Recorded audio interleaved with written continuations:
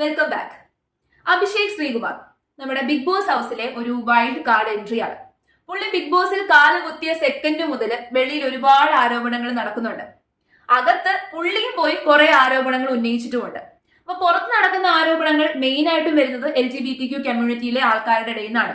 പുള്ളി ഹോമോഫോബിക് ആണ്, anti LGBTQ ആശയങ്ങളുള്ള വ്യക്തിയാണ്, സ്ത്രീവിരുദ്ധനാണ്, അങ്ങനെ ഒരു വ്യക്തി ഇതിനകത്ത് തുടരാൻ അർഹനല്ല എന്നുള്ള രീതിയിലൊക്കെയാണ് ആരോപണം. അകത്ത് പുള്ളിക്കാരൻ അഭിഷേക് ജയദീപ് എന്ന് പറയുന്ന മത്സരാർത്ഥിയെ ചെറുതായിട്ടൊന്ന് മോശപ്പെട്ട രീതിയിൽ ബുള്ളി ചെയ്തു.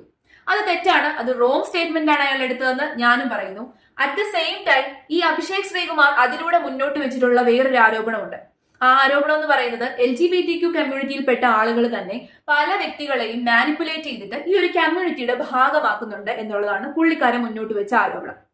ഇപ്പൊ ഇതാ നമ്മുടെ റിയാസ് അലി, ബിഗ് ബോസ് ഹൗസിലൂടെ ഫേമസ് ആയ വ്യക്തിയാണ്. അദ്ദേഹം ഇപ്പൊ ഒരു വീഡിയോ ഇൻസ്റ്റഗ്രാമിൽ പോസ്റ്റ് ചെയ്തിട്ടുണ്ട്. അപ്പം ഭയങ്കര ഓവർ ഡ്രമാറ്റിക് ആയിട്ട് എനിക്ക് തോന്നി ഈ ഒരു വീഡിയോ കണ്ടതിന് ശേഷം.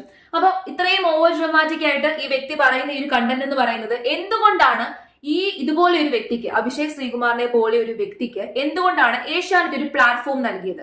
അത് ഇപ്പം ഏഷ്യാനെറ്റ് അങ്ങനെ ഒരു വ്യക്തി അതിനകത്ത് ഇടാനുള്ള കാരണം എന്ത് റീസൺ ആയിക്കോട്ടെ, പക്ഷെ പുള്ളി ചോദിക്കുന്നു എന്തുകൊണ്ടാണ് ഇങ്ങനെ ഒരു വ്യക്തിയെ ഈ ഒരു ഷോയിലേക്ക് പാർട്ടിസിപ്പേറ്റ് ചെയ്യാൻ വേണ്ടി എടുത്തതെന്ന്. ഇതേ ആളുകൾ തന്നെ LGBTQയിലുള്ള ആളുകൾ തന്നെ പറയുന്ന ഒരു കാര്യമാണ്, എല്ലാ ആൾക്കാർക്കും ഒരു എക്സിസ്റ്റൻസ് ഉണ്ട്. അതേപോലെ അഭിഷേക് ശ്രീകുമാറിനും ഒരു എക്സിസ്റ്റൻസ് ഉണ്ട്. അദ്ദേഹത്തിൻ്റെതായ നിലപാടുകളുണ്ട്, വ്യക്തിത്വമുണ്ട്, താല്പര്യങ്ങളുണ്ട്, എല്ലാം ഉണ്ട്. അപ്പൊ ആ നിലപാടുകളും താല്പര്യങ്ങളും വിളിച്ചു പറയുമ്പോൾ അതൊരു കമ്മ്യൂണിറ്റിക്ക് എഗിനസ്റ്റ് ആണ്, അയാൾ മോശപ്പെട്ട ആൾക്കാരാണ്, അയാൾ ടോട്ടലി ഈ സമൂഹത്തിൽ നിലനിൽക്കാൻ അർഹനല്ല എന്ന് പറയാൻ ആർക്കാണ് അവകാശം? എല്ലാ വ്യക്തിക്കും എക്സിസ്റ്റൻസ് ഉള്ളതുപോലെ തന്നെ അഭിഷേക് ശ്രീകുമാറിനും എക്സിസ്റ്റൻസ് ഉണ്ട്. അതേ എക്സിസ്റ്റൻസ് വെച്ചുകൊണ്ട് അഭിഷേക് ശ്രീകുമാറിന് ഏഷ്യാനെറ്റിന്റെ ഈ ഒരു ഷോയിലെ ഭാഗമാകാനുള്ള അവകാശമുണ്ട്, അല്ലെ? ഇനി എനിക്ക് ട്രിഗർ ആയ വേറൊരു കാര്യമുണ്ട്. അതായത് അഭിഷേക് ശ്രീകുമാർ മുന്നോട്ട് വെച്ചിട്ടുള്ള ആരോപണം ഞങ്ങൾക്ക് എല്ലാവർക്കും ട്രിഗർ ആയി. നിങ്ങൾ ആ ആരോപണത്തിനെ കുറിച്ച് എന്താണ് ഒരു എക്സ്പ്ലനേഷൻ തരാത്തത്? നാദിറ മെഹറിന്റെ വീഡിയോ ഞാൻ കണ്ടിരുന്നു. ആ പുള്ളിക്കാരി അതിനകത്ത് പറയുന്നത് അഭിഷേക് ജയദീപ് വെളിയിൽ ഇറങ്ങിയിട്ട് അഭിഷേക് ജയദീപ് ഇട്ട ആ ഒരു കമന്റിനെ കുറിച്ച് മറുപടി തന്നോട്ടെ. ഓക്കെ, അദ്ദേഹം അഭിഷേക് ജയദീപ് എന്ന് പറയുന്ന ഒരു വ്യക്തി ഒരു ഇൻഡിവിജ്വൽ ആണ്. ആ ഇൻഡിവിജ്വൽ ഇട്ട കമന്റ് ആയിട്ട് മാത്രമേ ഞങ്ങൾ കാണുന്നുള്ളൂ. പക്ഷേ ഈ LGBTQ കമ്മ്യൂണിറ്റിക്ക് നേരെ ഒരു ആരോപണം ഉന്നയിച്ചു അഭിഷേക് ശ്രീകുമാർ. ആ ആരോപണം എന്ന് പറയുന്നത് വളരെയധികം ഗുരുതരമായിട്ടുള്ള ഒരു ആരോപണമാണ്. ആ ആരോപണം കേട്ടിട്ട് ഞങ്ങളും ട്രിഗർ ആയി റിയാസ് അലിയും. ആ ആരോപണങ്ങൾക്ക് എന്തുകൊണ്ടാണ് നിങ്ങൾ ഒരു എക്സ്പ്ലനേഷൻ തരാത്തത്? അപ്പൊ ആ ആരോപണങ്ങൾക്കൊന്നും ഒരു എക്സ്പ്ലനേഷൻ തരാതെ അത് തെറ്റാണോ ശരിയാണോ എന്നൊന്നും പറയാതെ ഇങ്ങനെ ഒരു ആരോപണം ഉന്നയിച്ച വ്യക്തി വളരെ മോശക്കാരനാണ്, അയാളെ പുറത്താക്കണമെന്ന് പറയാൻ എന്ത് അർഹതയാണ് നിങ്ങൾക്കുള്ളത്?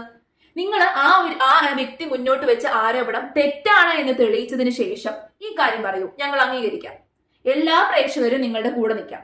പക്ഷേ ഇവിടെ ഈ ഒരു വീഡിയോ ഇടുന്നവരാരും തന്നെ അയാൾ പറയുന്ന ആരോപണം തെറ്റാണെന്നോ അങ്ങനെ ഒരു സംഭവം LGBTQ കമ്മ്യൂണിറ്റിക്ക് ഉള്ളിൽ നടക്കുന്നില്ലെന്നോ പറയുന്നില്ല. അപ്പം ഒരു കമ്മ്യൂണിറ്റി ചെയ്യുന്ന മോശപ്പെട്ട കാര്യം വെളിച്ചത്ത് കൊണ്ടുവരാൻ ശ്രമിക്കുമ്പോൾ അയാൾ എങ്ങനെയാണ് ആന്റി LGBTQ കമ്മ്യൂണിറ്റി പെടുന്നത്?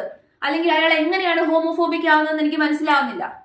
അയാൾ അയാളുടെ ആശയങ്ങൾ മുന്നോട്ട് വെച്ചു. ആ ആശയങ്ങൾ മുന്നോട്ട് വെക്കുന്നതിന്റെ ഒപ്പം തന്നെ പുള്ളിക്കാരൻ ഇങ്ങനെ ഒരു കാര്യം പറയുന്നു, ഞാൻ ഈ നല്ല രീതിയിൽ ജീവിക്കുന്ന ആൾക്കാർക്കൊന്നും എഗിനസ്റ്റ് അല്ല, പക്ഷേ ഇങ്ങനെ കുറെ ആളുകളുണ്ട്, അവര് മാനിപ്പുലേറ്റ് ചെയ്തിട്ട് ഈ കമ്മ്യൂണിറ്റിയുടെ ഭാഗമാക്കുന്നു നോർമൽ ആയിട്ടുള്ള വ്യക്തികളെ എന്ന് പറയുമ്പോൾ ആ ആരോപണത്തിന് ഒരു എക്സ്പ്ലനേഷൻ തരാൻ വേണ്ടിയിട്ട് ഈ ഒരു കമ്മ്യൂണിറ്റിയുടെ ഭാഗമായിട്ടുള്ള വളരെ ഫേമസ് ആയിട്ട് നിൽക്കുന്ന നിങ്ങൾക്ക് ഒരു ഉത്തരവാദിത്വമുണ്ട്. പക്ഷെ ആ എക്സ്പ്ലനേഷൻ തരാതെ ഈ ഒരു ആരോപണം ഉന്നയിച്ച ആളുടെ നേരെ ചെളിവാരി എറിഞ്ഞിട്ട് സ്വന്തമായിട്ട് വെള്ളം പൂശുന്ന പരിപാടി തെറ്റാണ്.